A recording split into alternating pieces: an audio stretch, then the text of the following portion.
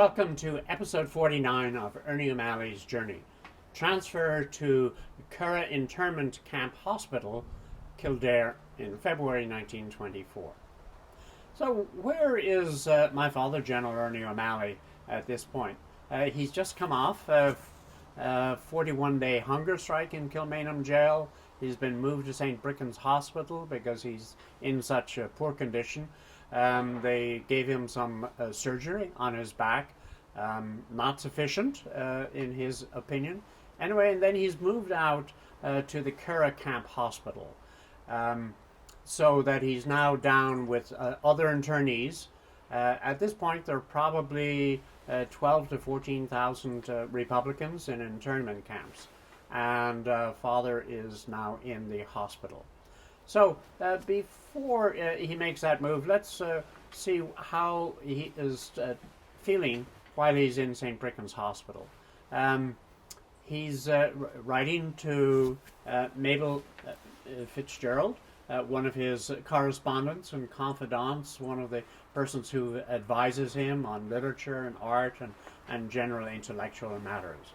So he's keeping up that sort of trend of relationship as he writes to her from the hospital on the 12th of February. Dear Mabel, I am still reading the Greek dramatist Euripides at present. Herodotus is very interesting. I'd read a little of Thucydides, but I have his Peloponnesian Wars here, and so will read them in time. I suppose I will be reading some French authors. I have La Douce France and one of Pierre Loti also. Today, I've asked Kevin Malley to let you have some of my cash so that you can get some books. I expect if one has sufficient books in a foreign language, one can eventually take more interest. I have a considerable number of German books on the old masters, and as the reproductions are extremely good, I suppose eventually I will have to learn German. This is a kind of glass house existence here, though one has ample time to read, yet I think I could read 3 times as much in the time as outside.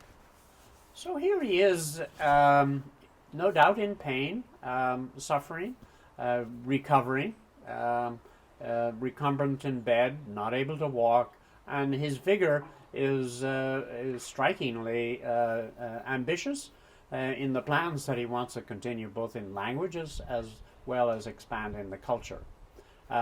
There's nothing mentioned to Mabel regarding politics. Now, Mabel is a strong Sinn Féin, Cumann na mBan, anti-treaty, and her husband is a pro-treaty minister in the government. So this was a very interesting personal relationships in terms of the dynamics which happened during the Civil War and thereafter in personal relationships.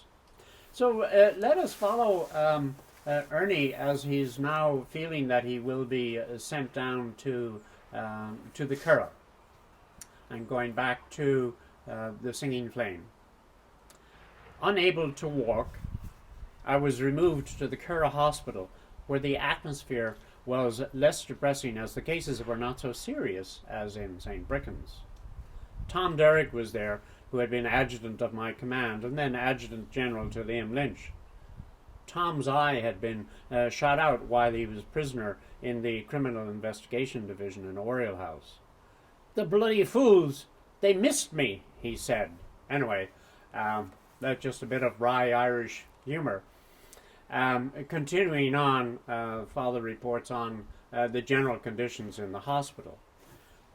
One section of the Curragh Hospital was by itself less influenced by regulation. It was gayer. There were men from Tipperary, Waterford, Cork, the Midlands, Dublin, and they told stories of their townlands, legends, bitter or droll accounts of life and doings, and the greed for land and money. They talked most about eccentric characters.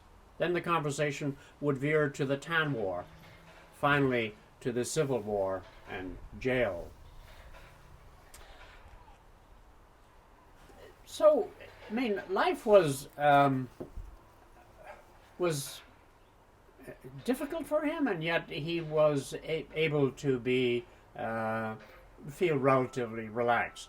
He didn't have friends within either hospital, and he was no doubt missing the companionship, the camaraderie that he had had for several months in Kilmainham and in Mountjoy, where a group of his friends had been able to support him personally, in terms of he had cellmates who would move in and be next to him, whereas in Curragh he didn't quite have that. While he was still in the hospital, a new arrival came. As he passed by me on the way to his bed, he winked. Then I remembered his face. He'd been attached to one of the Dublin battalion staffs. In the night he got out of bed and awakened some of us by hearing confessions in a corner.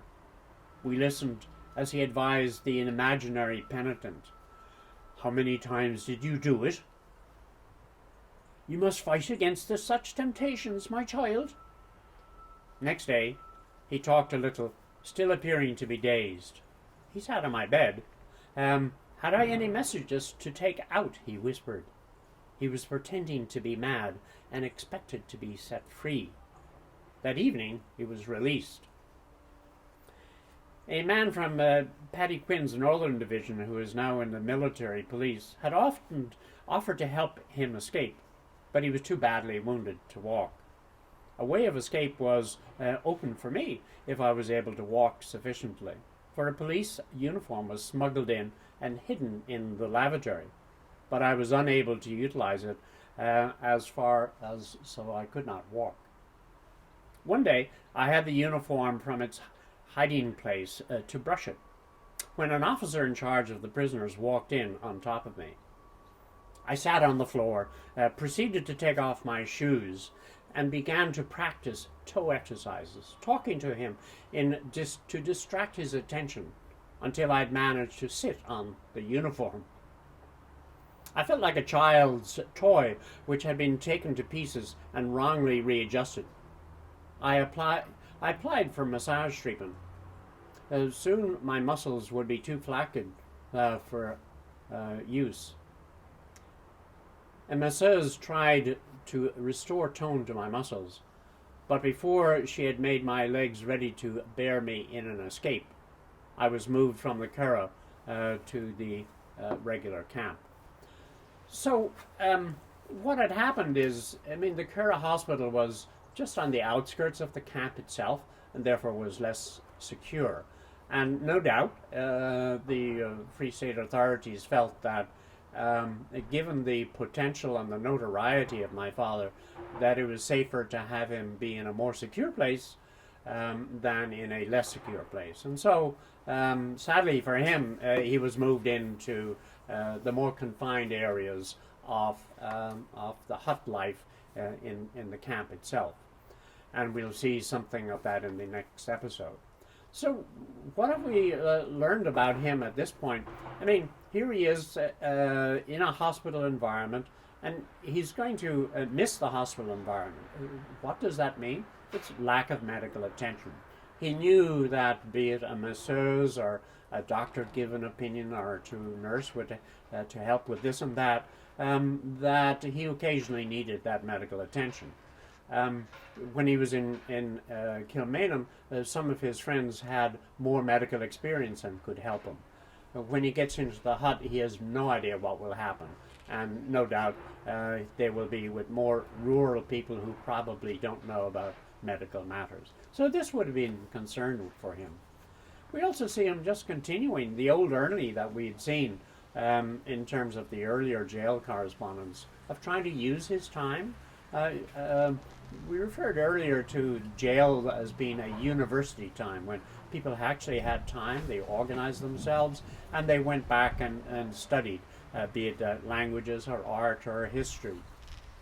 And so here he is again, taking up French and seeking to read French language. Now, he would have learned French in his secondary school, so he had the capacity to read French, but he probably hadn't had time to read much French between them. there's no introspective reflection in the memoirs, which is written in the 30s, about politics or his plans to participate in the country. And indeed, we don't even find that in the 1924 correspondence that we have. I'm sure there were many other letters that he sent out from jail, but only with the ones that we have found, there's no reference to this discussion. He had some earlier discussion with Molly Childers, but that sort of dissipates after a while. Now, we see also the old Ernie and the effort to escape. He at least thinks of the idea. He knows that he's physically not capable. And here we saw him back in Portobello when he was wounded heavily just after having been captured, and he was thinking of escape. In Kilmainham, he was thinking of escape. And here in the hospital, he again is thinking of escape. So we see this vigorous mind who's always active. But the reality of life is that he's generally in a weakened condition. Remember, 41 days hunger strike plus a whole year of bad health. So no wonder he doesn't actually get out of bed to escape. Let's follow next episode, life in the Curragh internment camp, and see what goes on a more daily life in the camp in March 1924.